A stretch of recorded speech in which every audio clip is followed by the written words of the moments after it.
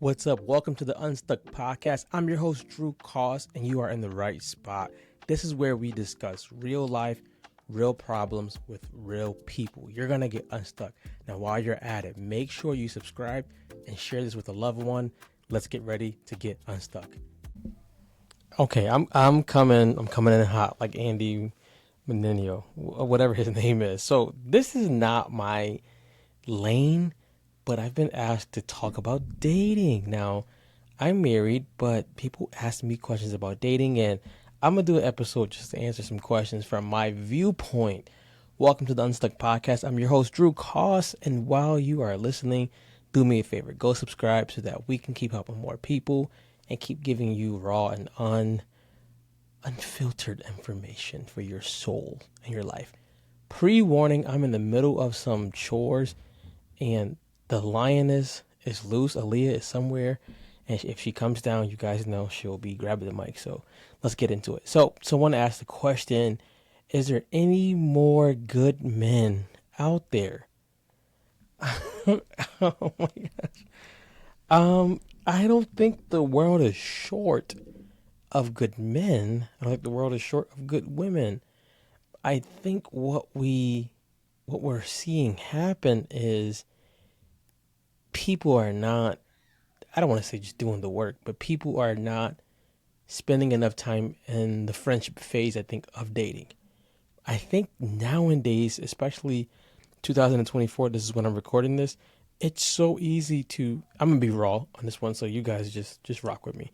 It's so easy to get sex. It's so easy to just bypass what we used to consider meeting requirements back in the day. It's so easy to bypass that. I think one of the reasons why it's so easy is because, and I'm going to be raw, I'm going to be honest, you guys can at me later, is both men and women are seeking for attention so much that they will let anything slide just to get attention. Both men and women are seeking to be validated so much nowadays that they'll do anything and they'll let anything slide. You almost cannot walk into a mall, a store, without either some woman half dressed or some man gawking at a woman. It's wild nowadays. Now, what do I mean by spending time in the friendship phase? For me, if I was to date again, I would say take a 6 months to a year to develop a friendship and see if you actually like this person apart from lust. See if you actually like this person apart from physical attraction. Because believe you me, if you get married, the person's body's gonna change, their face is gonna change. A lot of stuff is gonna change. That would be a deal breaker if you're only in it for the physical attributes, right? If you take time to build the friendship, find out what they like, find out what you like, find out what you like about them and you don't like about them, vice versa. Find out how they were raised.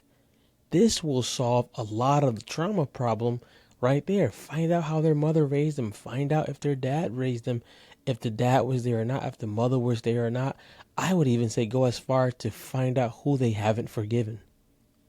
Because forgiveness can be a big holdup in how someone actually progresses. But nowadays, you can date somebody and then you'll be married to them in 3 months nowadays. So I say take time in the friendship phase. And it doesn't mean you need to be Inspector Gadget and have a crazy checklist. But there are some big things that you do want to know about this person before you start being like, this my girlfriend, this my boyfriend. One of the requirements that me and my wife had was when we were friends for 2 months, hey, if we went further, do you want to be married in the future? If your answer is no, then we stay friends. If your answer is yes, what does marriage look like to you? Have you seen healthy relationships? Have you been in a marriage before? Have you forgiven the person? And vice versa. So my first thing would be like, stay friends. Be friends. And I'm not saying be friends and you need to have friends with benefits. Be just friends. Like, I don't need to talk to you every day, all day. I don't need to be calling you every day, all day. I don't need to be taking every meal that I have with you all day, every day. I don't have to do that. And when you do that, you start dating the person quicker than you need to be. So the friendship is the first one. The second one is have put your cards on the table. If you're friends, it's a lot easier for a friend to say things that they're struggling with than it is somebody you're dating, because you're all trying to be perfect for that person that you're dating. Let's say my card is, hey, what do you do when you get mad? What do you do when you get disappointed? What do you do when you don't get things that you want? I would even go as far as to say, like, hey, what's your biggest struggles? What are some things that you're fearful of? Now, somebody single might be saying, Drew, that's too much. That's too much. I'd rather you get into a relationship and it be healthy, and get into a relationship and it lasts, than you get your heart broken in 4 months. Friendship is first. Second one would be putting the cards on the table. Who are you really? Who are you? We all got skeletons in our closet, or we all got things that people, if everybody knew, they would be alarmed probably.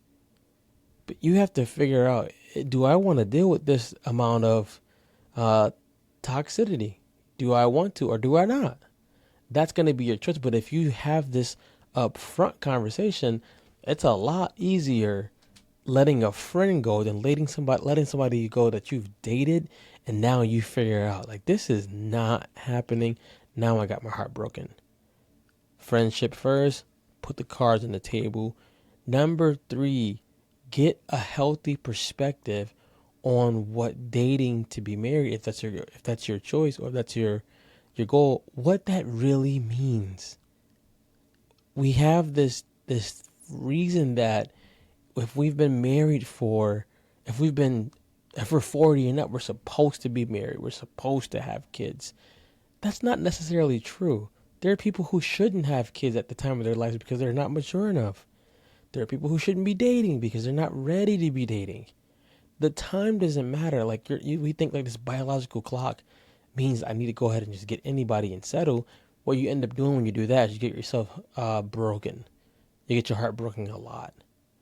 I need to have a healthy perspective before I get into it, or be working on this perspective as I get into it, or else I'm going to have this mindset of what I think it should be, and the mate may have a completely different idea.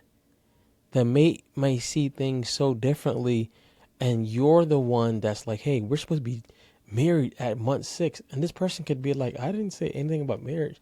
We're not even dating. I'm not even your man. I'm not even your girl. We remember back in the day when someone would say, like, so what are we? when when people do that, they probably, if you have to ask, so what are we? You're probably not dating. That's probably what it is. You're probably not dating. You're probably literally just fooling around. And as crazy as that sounds, like, I would rather you have some answers up front. I'd rather you have some reasons to pick up front, some reasons to slow down up front. What's the rush? Rushing to date usually ends up turning into a nightmare ready to happen. A nightmare for real. I want you guys, if you're going to go the dating route, or if you're getting back into it, just think first, you want to put yourself first. You want to be able to understand that you don't need to be going around and yelling that, I'm worth the wait. I bring all this. You don't need to be out here gassing yourself up and out here letting people know who you are with this attitude. First, just heal. That's coming from a place that you're not healed yet. If you go heal, I guarantee you don't need to be showing people or telling people everything that you bring to the table. Just bring yourself to the table, or bring the table. Sorry, I got a little stirred up right there. Sorry. I want you to have a better way of dating. Now, what I do teach people how to podcast. So if that's something that you would love to do, to share your message, to have a better way and better structure for your content, definitely visit us. Go www.drewcost.com. We do individual sessions, group sessions, all of those. We can help you start your podcast, launch it, and grow your podcast. And I would love to hear your views on your topics and your messages. But if you're thinking about dating, take consideration to what I said. I'm not a relationship expert. I'm not. I'm just a man with 2 kids and a wife, and I love getting people unstuck. I would say go ahead and consult a relationship coach, but the literal, what I'm seeing in today's age, you guys probably hear Aaliyah yelling. What I'm seeing in today's age is getting raggedy. It's getting messy, and people are getting their hearts broken back and forth because they're not just having any rules to even like follow. They're just doing whatever, whenever, and then mad. And I can't understand, like, okay, if you don't have any expectations and you not be doing any work on your part, how can you just expect like the most amazing outcome? That's not going to happen. That's not going to happen. So if you got questions, hit me up in the comments. Make sure you guys go subscribe to this so that we can keep helping more people. Other than that, guys, be good, be great. I'm out of here. I cannot say thank you enough for listening to this episode. Do me a favor, subscribe and share it with a friend. Okay. Help us help more people as we share a message of getting unstuck with real life problems with real people solving them. Be great.